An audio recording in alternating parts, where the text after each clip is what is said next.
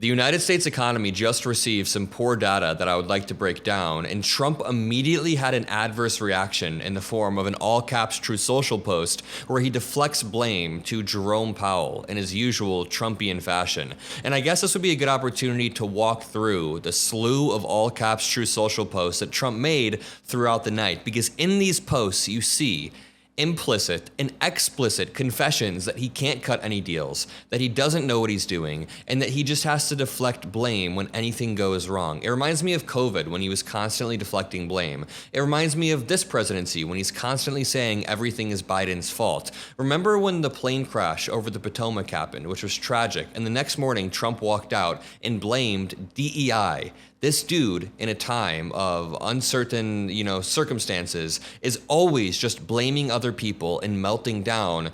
That's what truly scares me about an economic meltdown in the US. Of course, there will be massive job loss, but Trump's reaction is almost certain to inflame it rather than make it better. But we can start off with what he posted 7 hours ago. He said, "I like President Xi of China, always have and always will, but he is very tough and extremely hard to make a deal with." I think this may be the most explicit confession we've gotten from Trump thus far, that he can't cut deals, that he's having trouble. We're getting a bunch of reports that there are no actual texts for any of these deals that he's claiming to cut, meaning there's nothing on paper. There's no text written down. It's just him, spewing stuff out on Truth Social. He then says, "The United States had the best May in 30 years. Make America great again." It's not funny, but it's ironic because 8 hours later, we get terrible economic news that will affect a lot of people. I mean, just to jump over here, ADP reports that employers are adding only 77,000 jobs in February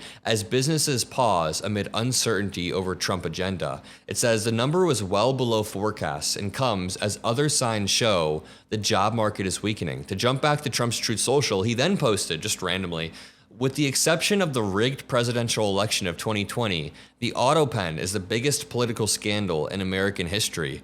Brother, this is an attempt to divert attention and deflect blame. Again, once more, this is the classic Trumpian tactic. We can talk about the $400 million jet from Qatar. We can talk about Signalgate Part 1 or Part 2. We can talk about the stripping of due process from multiple immigrants or Doge, and that's just in the past 4 months. I would rather talk about January 6th because I find that to be one of the most abysmal political events that's happened since the Trump era started, but somehow that is now just a blip on the radar. I'm going to keep working to make sure we talk about all this corruption. If you appreciate it, make sure you drop a like. Make sure you subscribe below. But then he tweets. This is the big one. He says, ADP number out. Quote, "Too late Powell must now lower the rates. He is unbelievable. Europe has lowered 9 times, brother." This is insane. He's going to cite Europe's number one, compared to the US, which is incoherent. He then says Powell is unbelievable, which is a way of deflecting blame over to Powell. Dude, you're the one that's unbelievable. He then says, "Too late Powell must now lower the rates." The thing that really annoys me about this, there's a lot wrong with it, but Trump keeps flip-flopping and walking back and chickening out on his Jerome Powell stance. Trump's relationship with Jerome Powell has been defined by public confrontation, dating back to his first term, and just inconsistency. Like, when Trump took office 4 months ago, he came in hot and said he wants to not only replace Jerome Powell, but he floated the idea of firing him and said Jerome Powell was slow and too late.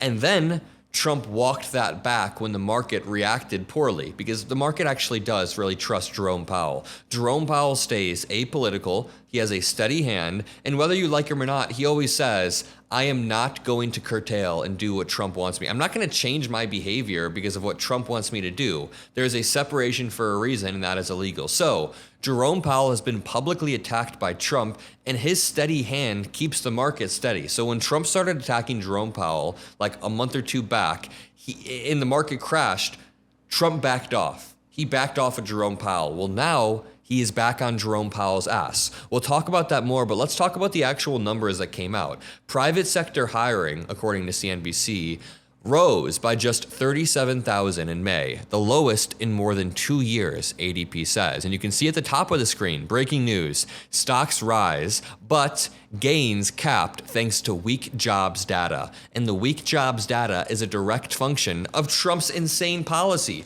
with no actual end goal. Like, that's the problem. There's no end goal with Trump's policy. There are a lot of problems, but that's one of them.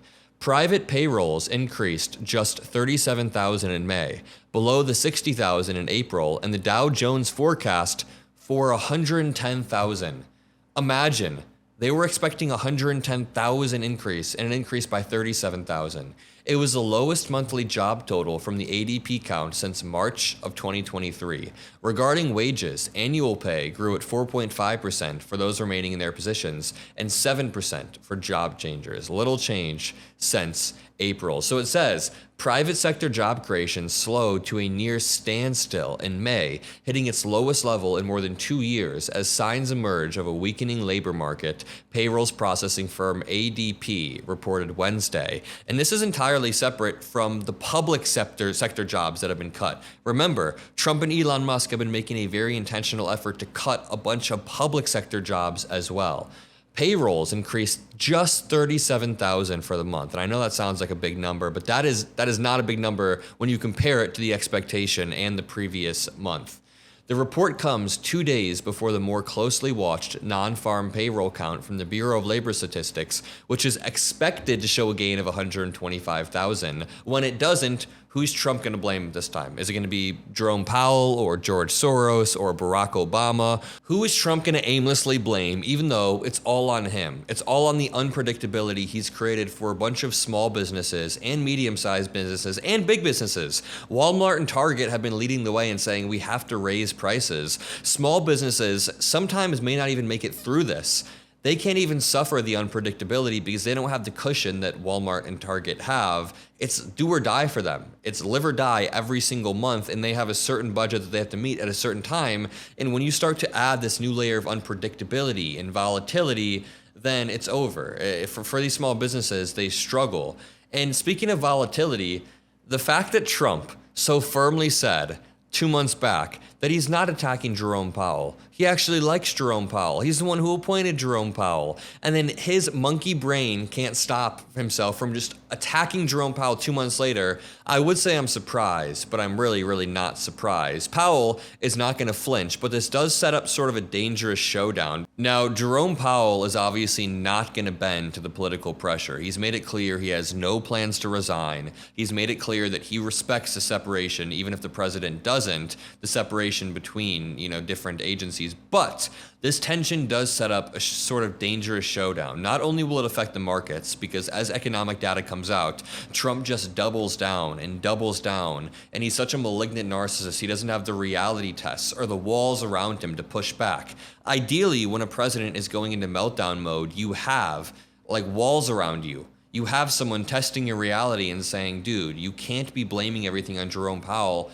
But Trump doesn't have that. We've already seen Jerome Powell, Fed officials, bipartisan economists, legal scholars warning Trump that his behavior is not only going to hurt the economy, but hurt the Constitution. And Trump, without care, just continues to push. So just keep in mind a few things. If you want to talk about the facts here, the Fed chair is completely independent from the executive branch. Under the Federal Reserve Act, the president cannot remove a Fed chair with zero cause whatsoever, and there's no cause. So as Jerome Powell continues to hold his ground, which I respect, we just have to remember the mere threat of disruption is already having consequences on the market. And we have to remember that Trump will go completely Mad King mode if the economy continues to spiral as it is. I literally see a reality where Trump goes full Mad King mode, where he's going scorched earth, like season 8 of Game of Thrones when Daenerys was riding her dragon around, and he's just trying to tear everything down and blame everything on everyone else, like he did during COVID.